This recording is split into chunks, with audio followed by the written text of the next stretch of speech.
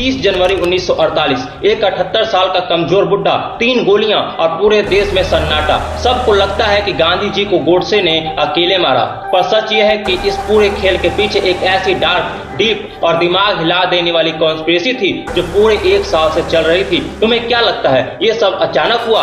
बिल्कुल नहीं।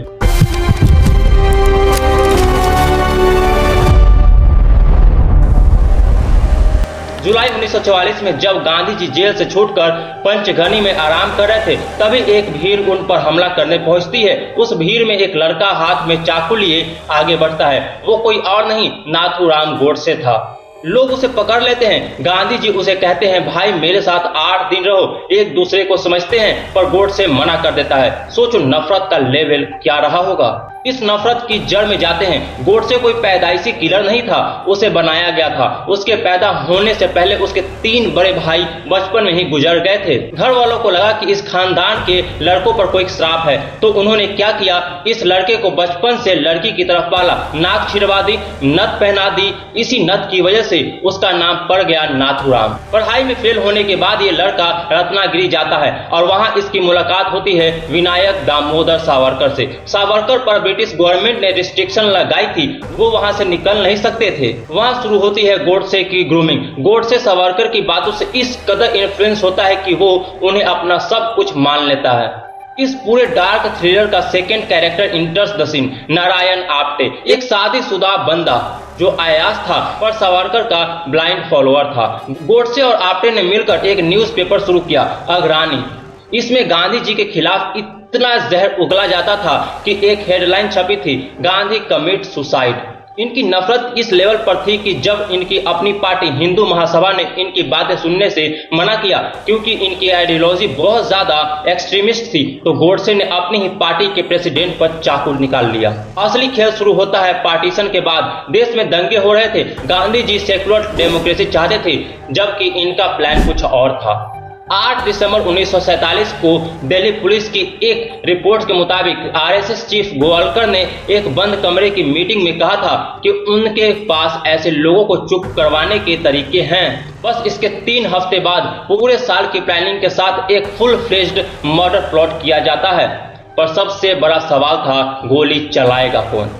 गोडसे और आप्टे दोनों ही पीछे हट रहे थे और डर रहे थे।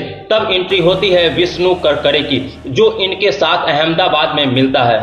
करकरे एक ऐसे लड़के को लाता है जिसे आगे करके ये बचना चाहते थे, मदन लाल पहवा, एक रिफ्यूज लड़का जिसे करकरे ने पहले छोटी मोटी गुंडागर्दी में लगाया, फिर उसे इस बड़े प्लान का हिस्सा बना दिया।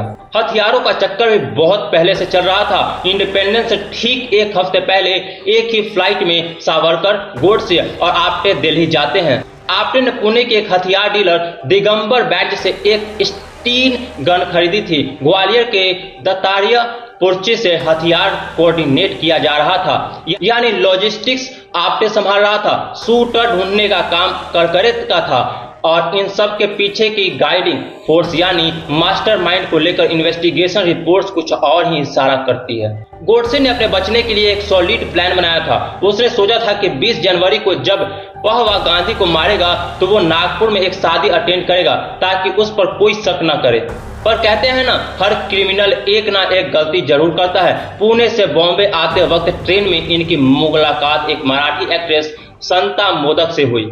आप्टे ने सिक्योरिटी की परवाह किए बिना उससे बातें शुरू की, अपनी पहचान बताई और ये बता दिया कि वो सावरकर सदन जा रहे हैं। उन्होंने अपनी ही साजिश पर खुद पानी फेर दिया। बॉम्बे पहुंचकर हथियारों को छुपाने के लिए इन्होंने एक मंदिर का यूज किया। सोचो, जो लोग खुद को धर्म का रखवाला कहते हैं, वो मंदिर में रिवॉल्वर्स छुपा रहे थे।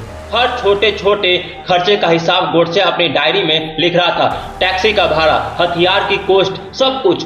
वही डायरी बाद में पुलिस के हाथों लगी और पूरा खर्चा चिट्ठा खुल गया।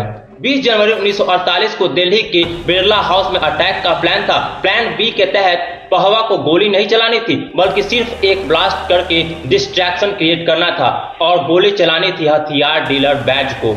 पहवा ने ब्लास्ट किया, पर आखिरी मोमेंट पर बैज डर गया।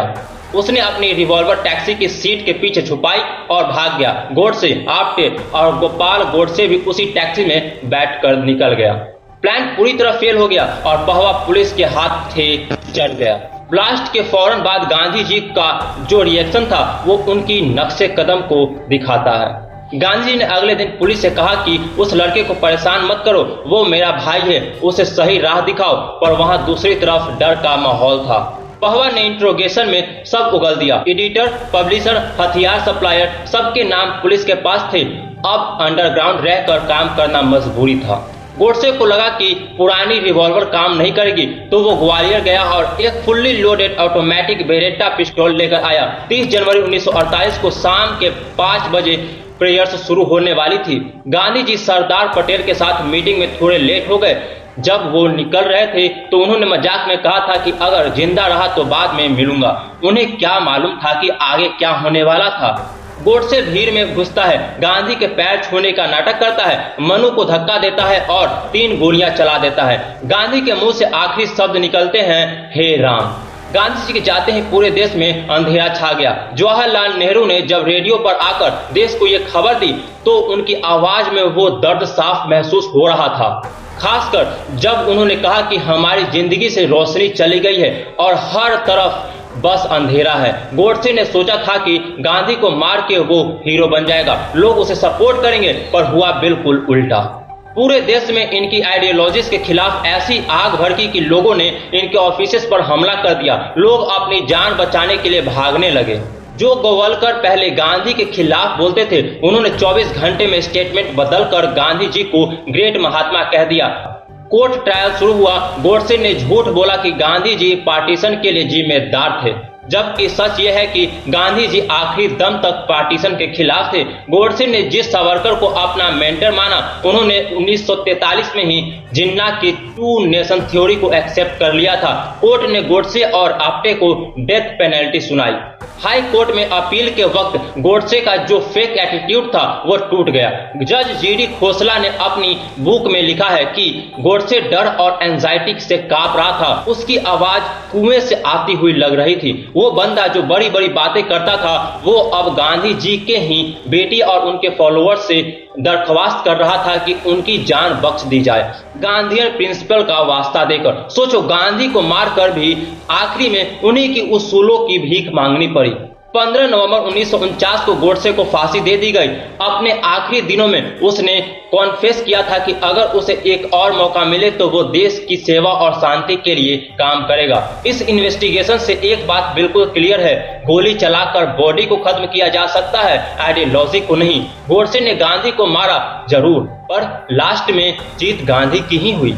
अगर हमारे देश के ऐसे ही डार्क और अनटोल्ड चैप्टर्स को आगे भी एक्सप्लोर करना चाहते हो तो चैनल को सब्सक्राइब जरूर कर लेना। तुम्हारा क्या सोचना इस पूरे सिस्टम पर कमेंट में बताओ। मिलते हैं अगले वीडियो में। जय हिंद।